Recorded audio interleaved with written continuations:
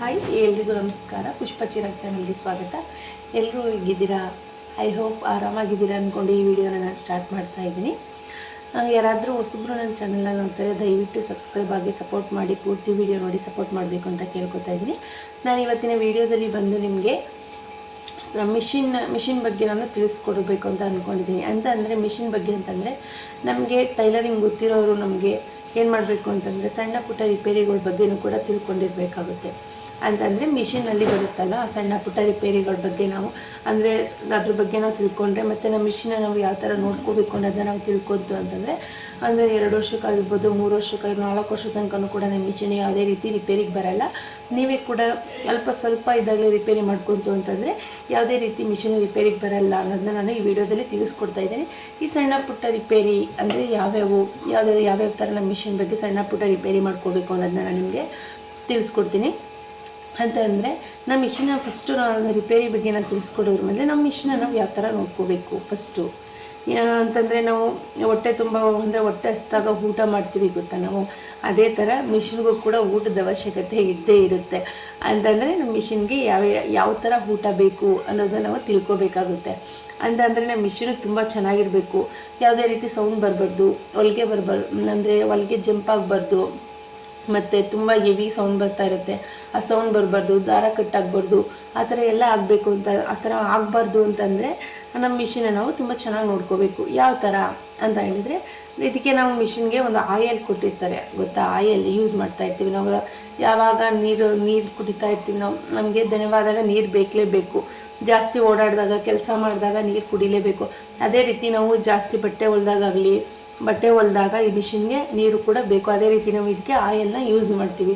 ಆಯಲ್ನ ಎಲ್ಲೆಲ್ಲಿ oil point ಕೊಟ್ಟಿರ್ತಾರೆ ಅಲ್ಲೆಲ್ಲ ನೀವು ಆಯಲ್ನ ಹಾಕ್ತೋಗ್ಬೇಕಾಗುತ್ತೆ.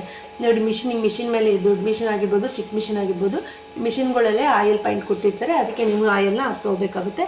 ಎಲ್ಲೆಲ್ಲಿ ಅನ್ನೋದನ್ನ ನಾನು ತೋರಿಸ್ಕೊಡ್ತೀನಿ. ಇವತ್ತು ನೋಡಿ ಇಲ್ಲಿ ಆಯಲ್ನ ಹಾಕಬೇಕು. ಇಲ್ಲಿ ಒಂಥರ ಇದ್ರ ಥರ ಕೊಟ್ಟಿರ್ತಾರೆ ನೋಡಿ, ಈ ಥರ ಕೊಟ್ಟಿರ್ತಾರೆ. ಇಲ್ಲಿ ಆಯಲ್ ಹಾಕಿ, ಇಲ್ಲಿ ಆಯಲ್ ಹಾಕಿದ್ರೆ ಅದೇನಾಗುತ್ತೆ, ಇಲ್ಲಿ ಸ್ಪಿನ್ ಥರ ಇದೆಯಲ್ಲ, ಇಲ್ಲಿ ಇದಾಗುತ್ತೆ, ಸ್ಪ್ರಿಂಗ್ ಥರ ಇದೆ, ಇದು ಒಳಗಡೆ ಹೋಗುತ್ತೆ. ಇದರೊಳಗಡೆ ಹೋಯ್ತು ಅಂತ ಅಂದಾಗ ಇಲ್ಲೇ ನಾವು ನೀಡಲ್ ಹಾಕೋದ್ರಿಂದ ಯಾವುದೇ ರೀತಿ ಸೌಂಡು ಬರಲ್ಲ. ತುಂಬ ಅಂದರೆ ಸ್ಮೂತಾಗಿರುತ್ತೆ ಬಟ್ಟೆ, ಜಾಸ್ತಿ ಸೌಂಡ್ ಬರಲ್ಲ. ಸ್ವಲ್ಪ ಸೌಂಡು ಮಾಮೂಲಿ ಮಿಷಿನ್ಗಳಲ್ಲಿ ಸೌಂಡ್ ಬಂದೇ ಬರ್ತವೆ, ಸ್ವಲ್ಪ ಸೌಂಡ್ ಬರ್ತವೆ, ಜಾಸ್ತಿ ಯಾವುದೇ ರೀತಿ ಸೌಂಡ್ ಬರಲ್ಲ. ಅದಕ್ಕೆ ಯಾವಾಗಲೂ ಕೂಡ ಇಲ್ಲಿ ಜಾಸ್ತಿ ಆಯಲ್ ಹಾಕಿ, ಮತ್ತು ಇಲ್ಲಿ 3 ಇದು ಕೊಟ್ಟಿರ್ತಾರೆ ಓಲಲ್ಲಿ ನೋಡ್ತಾ ಇರ್ಬೋದು ನೀವು, 3 ಹೋಲ್ ಕೊಟ್ಟಿರ್ತಾರೆ. ಇಲ್ಲಿ ಆಯಲ್ ಅಂತಲೂ ಕೂಡ ಮೆನ್ಷನ್ ಮಾಡಿರ್ತಾರೆ, ಆರೋ ಮಾರ್ಕ್ ಹಾಕಿ. ಇಲ್ಲೂ ಕೂಡ ಆಯಲ್ನ ಹಾಕ್ತಾ ಹೋಗಿ ಆನಂತರ ಬಂದು ಇಲ್ಲಿ ಹಾಕಿ ನೀಡಲ್ ಹತ್ರ ಇಲ್ಲಿ ಅಂತಂದರೆ ನಾಲ್ಗೆ ಇರುತ್ತಲ್ಲ, ಇಲ್ಲಿ ಹಾಕಿ ಇದ್ರ ಹತ್ರ ಹಾಕ್ತು ಅಂತಂದ್ರೆ ಬಟ್ಟೆ ಹಿಂದೆ ತೊಗೊಳಕ್ಕೆ ಒಂದೊಂದ್ಸಲಿ ತುಂಬ ದಪ್ಪ ಆಯಿತು ಅಂತಂದರೆ ಬಟ್ಟೆ ಅಲ್ಲೇ ಯಾವುದೇ ರೀತಿ ಮುಂದೆ ಹೋಗಲ್ಲ, ಸ್ಟ್ರಕ್ಕಾಗಿ ನಿಂತುಬಿಡುತ್ತೆ. ಆ ರೀತಿ ಸ್ಟ್ರಕ್ ಆಗಬಾರ್ದು ಅಂತಂದರೆ ನೀವೇನು ಮಾಡಬೇಕು ಅಂತಂದರೆ ಇಲ್ಲೂ ಕೂಡ ಆಯಲ್ ಹಾಕಿ, ಮತ್ತು ನೀವು ಬಂದು ಇಲ್ಲಿ ಚಕ್ರದ ಹತ್ರ ಸ್ವಲ್ಪ ಆಯಲ್ ಹಾಕಬೇಕಾಗುತ್ತೆ. ವೀಲ್ ಇರುತ್ತಲ್ಲ, ಈ ಥರ ವೀಲ್ ತಿರುಗ್ತಾ ಇರುತ್ತಲ್ಲ, ಈ ವೀಲ್ ಹತ್ರ ಕೂಡ ಸ್ವಲ್ಪ ಆಯಲ್ನ ಹಾಕಿ. ಇದನ್ನು ಬಿಟ್ಟು ಇನ್ನೆಲ್ಲೂ ಆಯಲ್ ಹಾಕೋಕ್ಕೆ ಹೋಗ್ಬಿಡಿ. ಮತ್ತು ಸ್ವಲ್ಪ ಮಿಷಿನ್ನ ಹಿಂಗೆ ಮಾಡಿ, ಒಂದು ನಿಮಿಷ ತೋರಿಸ್ತೀನಿ ನೋಡಿ. ಮಿಷಿನ್ನ ಹಿಂಗೆ ಎತ್ಬಿಟ್ಟು ಇಲ್ಲಿ ಒಳಗಡೆ ಕಬ್ಬಣ ಥರ ಬರ್ತಾವಲ್ಲ, ಇವಕ್ಕೆಲ್ಲಕ್ಕೂ ಸ್ವಲ್ಪ ಆಯಲ್ನ ಹಾಕ್ತೋಗಿ. ಯಾಕಂದರೆ ಮೇಯ್ನಾಗಿರೋದೇ ಇಲ್ಲಿ ಒಳಗಡೆ ಈ ಕಡೆ ಸೈಡು ಈ ವೀಲ್ ಹತ್ರನೇ ಮೇಯ್ನಾಗಿ ಬರೋದು. ಮೇಯ್ನಾಗಿ ಇಲ್ಲಿ ಸೌಂಡ್ ಜಾಸ್ತಿ ಬರುತ್ತೆ, ಅದಕ್ಕೋಸ್ಕರ ಏನು ಮಾಡಬೇಕು, ಇಲ್ಲಿ ಕಬ್ಬಣಗಳು ಬರ್ತವೆ ಕೆಳಗಡೆ ಅಟ್ಯಾಚ್ ಆಗಿರ್ತಾವಲ್ಲ, ಸ್ಕ್ರೂ ಎಲ್ಲ ಹಾಕಿರ್ತಾರಲ್ಲ, ಅಲ್ಲೆಲ್ಲ ಕೂಡ ನೀವು ಆಯಲ್ನ ಹಾಕ್ತಾ ಹೋಗಿ. ಯಾವಾಗಲೂ ಅಷ್ಟೇ, ಅಂದರೆ ಪ್ರತಿನಿತ್ಯ ಹಾಕಬೇಕು ಅಂತ ಏನಿಲ್ಲ, ಅಂದರೆ 2 ದಿನಕ್ಕೊಂದ್ಸಲಿ ನೀವು ಆಯಲ್ನ ಹಾಕ್ತಾ ಹೋಗಿ. ಯಾವುದೇ ರೀತಿ ಪ್ರಾಬ್ಲಮ್ ಆಗಲ್ಲ, ಸೌಂಡು ಕೂಡ ಬರಲ್ಲ, ಆದಷ್ಟು ಬೇಗ ರಿಪೇರಿ ಕೂಡ ಬರಲ್ಲ. ನಾವು ಎಷ್ಟು ಆಯಲ್ ಹಾಕ್ತೀವಿ ಅಷ್ಟು ಒಳ್ಳೆಯದು. ಯಾಕಂದರೆ ನಾವು ಡೈಲಿ ಬ್ಲೌಸ್ ಹೊಲಿಯೋದ್ರಿಂದ ಇದಕ್ಕೆ ಆಯಲ್ ಹಾಕಲೇಬೇಕಾಗುತ್ತೆ. ಆಯಲ್ ಹಾಕಲಿಲ್ಲ ಅಂತಂದರೆ ಮಿಷಿನು ನಿಮಗೆ ಕಮ್ಮಿ ಆಯಲ್ ಹಾಕ್ತಿ ನೀವು ಹೊಲಿತಾ ಇದ್ದರೆ ರೆಗ್ಯುಲರಾಗಿ 1 ತಿಂಗಳಿಗೊಂದ್ಸಲ 2 ತಿಂಗಳಿಗೊಂದ್ಸಲ ಆ ಥರ ನೀವು ಆಯಲ್ ಹಾಕ್ತಾ ಹೋಯ್ತು ಅಂತಂದರೆ ರೆಗ್ಯುಲರ್ ಹೊಲಿತಾ ಇದ್ದರೆ ನಿಮಗೆ ಮಿಷಿನು ಬೇಗ ಹಾಳಾಗೋ ಸಾಧ್ಯತೆ ಇರುತ್ತೆ. ವರ್ಷಕ್ಕೂ ಹಾಳಾಗ್ಬೋದು, 2 ವರ್ಷಕ್ಕೂ ಹಾಳಾಗ್ಬೋದು, 6 ತಿಂಗಳಿಗೂ ಕೂಡ ಹಾಳಾಗ್ಬೋದು. ಆವಾಗ ನೀವೇನು ಮಾಡಬೇಕಾಗುತ್ತೆ ಅಂದರೆ 700, 800, 1,500, 2,000 ಆ ಥರ ಕೊಟ್ಟು ನೀವೇ ರಿಪೇರಿ ಮಾಡಿಸ್ಬೇಕಾಗುತ್ತೆ. ಅದಕ್ಕೋಸ್ಕರ ಹೇಳ್ತಾ ಇರೋದು, ನೀವು ಎಷ್ಟು ಆಯಲ್ ಹಾಕ್ತೀರಿ ಇದಕ್ಕೆ ಅಷ್ಟು ಒಳ್ಳೆಯದು. ಆಯಲ್ ಹಾಕ್ತಾ ಹೋಗಿ, ಯಾವುದೇ ರೀತಿ ಪ್ರಾಬ್ಲಮ್ ಆಗಲ್ಲ. ನೆಕ್ಸ್ಟು ಬಂದು ಇದನ್ನ ಯಾವ ಥರ ರಿಪೇರಿ ಮಾಡ್ಕೋಬೇಕು ಕೆಟ್ಟೋದ್ರೆ ಅಂದರೆ ನಿಮಗೆ ಇವಾಗ ಎಲ್ಲರ ಪ್ರಾಬ್ಲಮ್ ಅದೇ, ಹೊಲಿಗೆ ಜಂಪ್ ಆಗ್ತಾ ಇರುತ್ತೆ, ಹೊಲಿಗೆ ಬರ್ತಾ ಇರಲ್ಲ, ದಾರ ಯಾವಾಗಲೂ ಕಟ್ಟಾಗ್ತಾ ಇರುತ್ತೆ, ಸೂಜಿ ಸರಿ ಕೂರಲ್ಲ ಅಂತ ಹೇಳ್ತಾ ಇರ್ತೀರ. ನೀವು ಯಾವ ಥರ ರಿಪೇರಿ ಮಾಡ್ಕೋಬೇಕು ಅಂತಂದರೆ ಇಲ್ಲಿ ಪಾಯಿಂಟ್ ಇದೆ ನೋಡಿ, ಈ ಪಾಯಿಂಟನ್ನ ಬಿಚ್ಚಿಬಿಟ್ಟು ಇಲ್ಲಿ ಇದನ್ನು ನೀಟಾಗಿ ಕೂರಿಸ್ಬೇಕಾಗುತ್ತೆ. ಇಲ್ಲಿ ದಾರ ಹಾಕ್ತೀವಲ್ವಾ, ಇದನ್ನು ನೀಟಾಗಿ ಕೂರಿಸ್ತು ಅಂತಂದರೆ ಯಾವುದೇ ರೀತಿ ಹೊಲಿಗೆ ಜಂಪ್ ಆಗಲ್ಲ, ನೀಟಾಗಿ ಬರುತ್ತೆ. ಮತ್ತು ಇಲ್ಲಿ ನೋಡಿ ಒಂದೇ ಒಂದು ಸ್ಕ್ರೂ ಕೊಟ್ಟಿದ್ದಾರೆ. ಈ ಸ್ಕ್ರೂನ ತೆಗೆದ್ಬಿಟ್ಟು ನೀವು ನೀಟಾಗಿ ಇದೆಯಾ, ಇದು ಒಂದು ಸಮ ಇದೆಯಾ ಅಥವಾ ಸ್ವಲ್ಪ ಬೆಂಡಾಗಿದೆ ಏನು ಅಂತ ನೋಡ್ಕೋಬೇಕಾಗುತ್ತೆ. ಇದೇನಾದ್ರು ಬೆಂಡಾಯಿತು ಅಂತಂದರೆ ನೀವು ತೊಗೊಂಡೋಗಿ ರಿಪೇರಿ ಮಾಡಿಸ್ಬೇಕಾಗುತ್ತೆ. ನೀಡಲ್ ಸರಿಯಾಗಿ ಕೂತ್ಕೊಳ್ಳಲ್ಲ, ಅದರಿಂದ ಹೊಲಿಗೆ ಜಂಪ್ ಆಯ್ತಾ ಇರುತ್ತೆ. ನೀವು ತೊಗೊಂಡೋಗಿ ರಿಪೇರಿ ಮಾಡಿಸ್ಬೇಕಾಗುತ್ತೆ. ಮತ್ತು ಮೇಯ್ನಾಗಿ ಈ ಪಾರ್ಟ್ಸ್ ಬಿಟ್ಟು ಕೆಳಗಡೆ ಅಂತಂದರೆ ಇಲ್ಲಿ ಬಾಬಿನ ಕೇಸ್ ಪಿನ್ ಹಾಕ್ತಿರಲ್ಲ ನೀವು, ಈ ಬಾಬಿನ್ ಮತ್ತು ಕೇಸ್ ಪಿನ್ ಹಾಕ್ತಿರಲ್ಲ, ಇದು ಸ್ವಲ್ಪ ಪ್ರಾಬ್ಲಮ್ ಆಗಿರುತ್ತೆ ನಿಮಗೆ. ಬಾಬಿನು ಕೇಸ್ ಪಿನ್ದು ಪ್ರಾಬ್ಲಮ್ ಬಾಬಿನ್ ಮತ್ತು ಕೇಸ್ ಪಿನ್ ಇದ್ರದ್ದು ಸ್ವಲ್ಪ ಪ್ರಾಬ್ಲಮ್ ಆಗುತ್ತೆ. ಯಾವಾಗಲೂ ದಾರನ ತುಂಬ ಸ್ವಲ್ಪ ಬಿಗಿಯಾಗಿ ಸುತ್ತಬೇಕು. ಬಿಗಿಯಾಗಿ ಸುತ್ತಲಿಲ್ಲ ಅಂತಂದರೆ ದಾರ ಕೂಡ ಹೊಲಿಗೆ ಬಿಗಿಯಾಗಿ ಬರಲ್ಲ. ಇಲ್ಲ ಅಂತಂದರೆ ಇದ್ರದ್ದೇನೋ ಪ್ರಾಬ್ಲಮ್ ಆಗಿರಲ್ಲ. ಬಾಬಿನ್ ಇದೇನಾದರೂ ಹೋಗಿತ್ತು ಅಂತಂದರೆ ನೋಡಿ, ಕೇಸ್ ಪಿನ್ ಏನಾದ್ರು ಹೋಗಿತ್ತು ಅಂತಂದರೆ ನಿಮಗೆ ಹೊಲಿಗೆ ಜಂಪ್ ಆಗುತ್ತೆ, ಹೊಲಿಗೆ ಕೂಡ ಕರೆಕ್ಟಾಗಿ ಬರಲ್ಲ. ಅವಾಗ ಏನು ಮಾಡಿ, ನೀವು ಹೊಸದನ್ನೇ ತಗೊಂಬಂದು ಟ್ರೈ ಮಾಡಬೇಕು, ಹೊಸದನ್ನೇ ತೊಗೊಂಬಂದು ಹಾಕಬೇಕಾಗುತ್ತೆ. ನೆಕ್ಸ್ಟು ಇದು ರಿಪೇರಿ ಮಾಡ್ಕೋಬೇಕು ಅಂತಂದರೆ ಇಲ್ಲಿ ನೋಡಿ, ಯಾವಾಗಲೂ ಕೂಡ ಇದ್ರ ಕೆಳಗಡೆ ಇರುತ್ತೆ ಒಂದು ಇದು ಬಾಬಿನು ಮತ್ತು ಕೇಸ್ ಪಿನ್ ಕೂರಿಸ್ತೀವಲ್ವಾ, ಈ ಐಟಮ್ಗಳನ್ನ ನೀವು ಬಿಚ್ಚಿಬಿಟ್ಟು ನೀವು ಕೂಡ ಜೋಡಿಸ್ಕೋಬೇಕಾಗುತ್ತೆ. ಇದನ್ನು ಯಾವಾಗಲೂ ಕೂಡ ಕ್ಲೀನ್ ಮಾಡ್ಕೋಬೇಕಾಗುತ್ತೆ.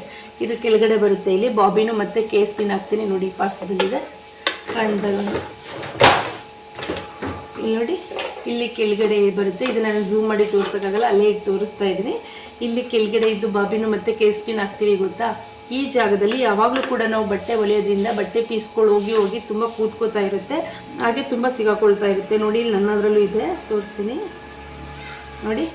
ಈ ಥರ ಡೆಸ್ಟ್ ಹೋಗಿ ಇಲ್ಲಿ ಈ ಥರ ಹೋಗಿ ನೋಡಿ, ಬಟ್ಟೆ ಪೀಸು ಮತ್ತು ನೋಡಿ ಜಾಸ್ತಿ ಬಟ್ಟೆ ಪೀಸ್ಗಳಿದೆ, ದಾರ ಪೀಸ್ಗಳಿದೆ, ಈ ಥರ ಎಲ್ಲ ಹೋಗಿ ಇಲ್ಲಿ ಗಲೀಜೆಲ್ಲ ಹೋಗಿ ಇಲ್ಲಿ ಕೂರೋದ್ರಿಂದ ಏನಾಗುತ್ತೆ ಅಂದರೆ, ಬಾಬಿನು ಕೇಸ್ ಪಿನ್ ಹಾಕ್ತೀವಲ್ಲ ಅಲ್ಲಿ ಹೋಗಿ ಕೂರೋದ್ರಿಂದ ನಿಮಗೆ ಅಲ್ಲಿ ಸೌಂಡ್ ಬರ್ತಾ ಇರುತ್ತೆ, ಹೊಲಿಗೆ ಕೂಡ ಬರಲ್ಲ ನೀಟಾಗಿ. ತುಂಬ ಹೊಲಿಗೆ ಒಂಥರ ಏನೋ ಒಂಥರ ಪ್ರಾಬ್ಲಮ್ ಆಗ್ತಾ ಇರುತ್ತೆ.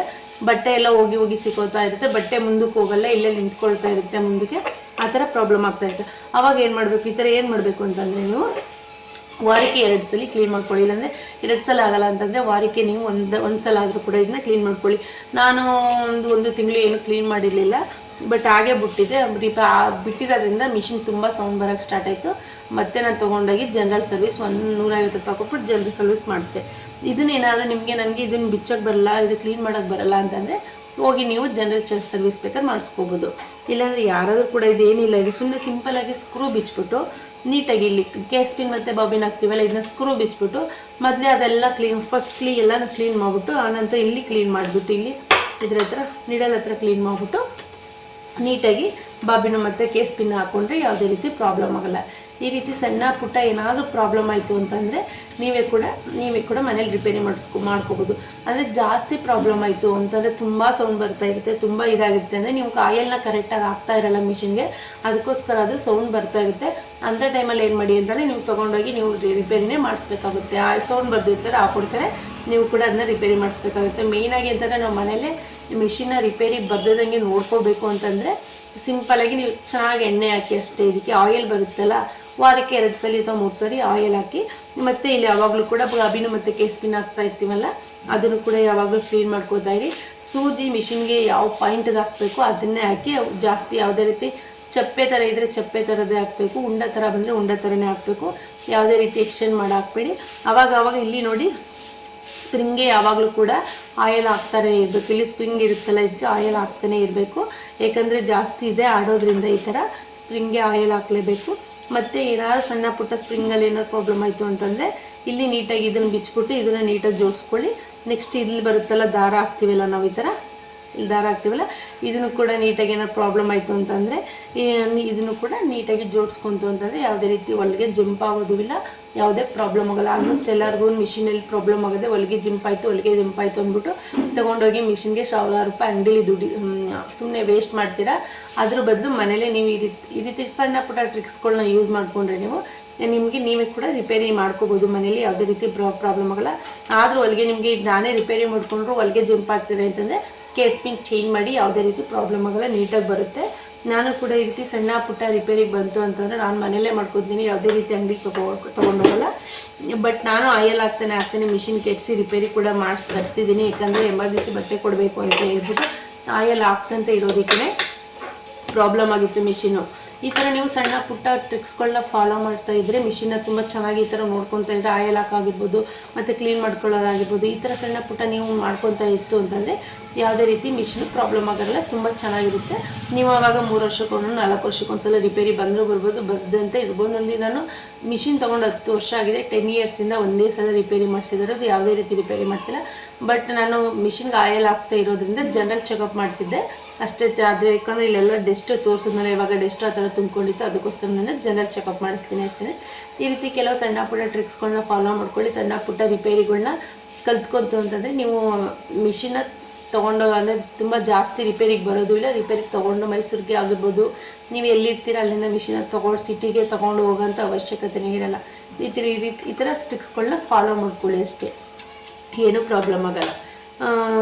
ನೆಕ್ಸ್ಟು ಬಂದುಬಿಟ್ಟು ನಿಮ್ಮ ಮಿಷಿನ್ನ ನೀವು ಯಾವಾಗಲೂ ಕೂಡ ತುಂಬ ಚೆನ್ನಾಗಿ ಇಟ್ಕೋಬೇಕು. ಮೊದಲೇ ಹೇಳಿದ್ನಲ್ಲ, ಹಾಗೆಯೇ ಎಲ್ಲ ಕ್ಲೀನಾಗಿರಬೇಕು. ಕ್ಲೀನಾಗಿ ಇಟ್ಕೊಂತು ಅಂತಂದರೆ ನಿಮಗೂ ಕೂಡ ತುಂಬ ಒಂಥರ ಏನೋ ಒಂಥರ ಖುಷಿಯಾಗುತ್ತೆ. ಮಿಷಿನ್ ಚೆನ್ನಾಗಿದೆ ಅಂದ್ಕೊಂಡು ನಮಗೆ ಬಟ್ಟೆ ಹೊಲಿಯೋಕ್ಕೆ ನಮಗೆ ಒಂಥರ ಏನೂ ಬೇಜಾರಾಗಲ್ಲ. ನನ್ನ ಮಿಷಿನ್ ಇವತ್ತೇನು ಪ್ರಾಬ್ಲಮ್ ಇಲ್ಲ, ದಾರ ಕಟ್ಟಾಗಲ್ಲ, ಏನೂ ಪ್ರಾಬ್ಲಮ್ ಇಲ್ಲ, ನಾನು ಬ್ಲೌಸ್ಗಳ್ನ ಹೊಲಿಬೋದು, 1-2-3 ಬ್ಲೌಸ್ಗಳ್ನ ಹೊಲಿಬೋದು ಅನ್ನೋ ಮೈಂಡ್ ಸೆಟ್ಟು ನಿಮಗೆ ಫಿಕ್ಸ್ ಆಗುತ್ತೆ. ಅದಕ್ಕೋಸ್ಕರ ಈ ಸಣ್ಣ ಪುಟ್ಟ ಈ ಥರ ಫಾಲೋ ಮಾಡ್ಕೊಂಡು ಹೋಗ್ತಾ ಇದ್ರೆ ನಿಮಗೂ ಕೂಡ ಏನು ಒಂಥರ ನಾನು ಅಯ್ಯೋ ಬಟ್ಟೆ ಹೊಲಿಬೇಕು, ದಾರ ಕಟ್ಟಾಗುತ್ತೆ ಅನ್ನೋ ಬೋರ್ ಅನ್ನೋದು ಹೊಡಿಯಲ್ಲ. ಕೆಲವು ಸಲ ಬೋರ್ ಆಗುತ್ತೆ, ಇಲ್ಲ ಅಂತಲ್ಲ. ಬಟ್ ಈ ರೀತಿ ದಾರ ಕಿತ್ತೋಗುತ್ತೆ, ಹೊಲಿಗೆ ಬರ್ತಾ ಇಲ್ಲ ಅನ್ನೋ ಬೋರ್ ಕೂಡ ನಿಮಗೆ ಸೌಂಡ್ ಬರುತ್ತೆ, ತಲೆನೋವು ಬರುತ್ತೆ ಅನ್ನೋ ಬೋರ್ ಕೂಡ ಹೊಡೆಯಲ್ಲ. ಈ ಥರ ಸಣ್ಣ ಪುಟ್ಟ ಟ್ರಿಕ್ಸ್ಗಳನ್ನ ಫಾಲೋ ಮಾಡಿ ಅಂತ ಹೇಳ್ತಾ ಇದ್ದೀನಿ. ಈ ವಿಡಿಯೋ ಇಷ್ಟ ಆಯಿತು ಅಂತ ಅಂದ್ಕೊಂಡಿದ್ದೀನಿ, ನಿಮಗೂ ಕೂಡ ಹೆಲ್ಪ್ ಆಗುತ್ತೆ ಅಂತ ಅಂದ್ಕೊಂಡು ಈ ವಿಡಿಯೋನ ಮುಗಿಸ್ತಾ ಇದ್ದೀನಿ. ಯಾರಾದರೂ ಹೊಸಬ್ರು ನನ್ನ ಚಾನಲ್ ನೋಡಿದ್ರೆ ಸಬ್ಸ್ಕ್ರೈಬ್ ಆಗಿ, ಮತ್ತು ನಿಮ್ಮ ಫ್ರೆಂಡ್ಸ್ಗೆ ಹೆಲ್ಪ್ ಆಗುತ್ತೆ ಅಂದರೆ ಶೇರ್ ಮಾಡಿ, ನಿಮ್ಮ ಅನಿಸಿಕೆಯನ್ನು ಕಮೆಂಟ್ಸ್ ಮುಖಾಂತರ ತಿಳಿಸ್ಕೊಡಿ ಅಂತ ಕೇಳ್ಕೊತಾ ಇದ್ದೀನಿ. ಧನ್ಯವಾದ.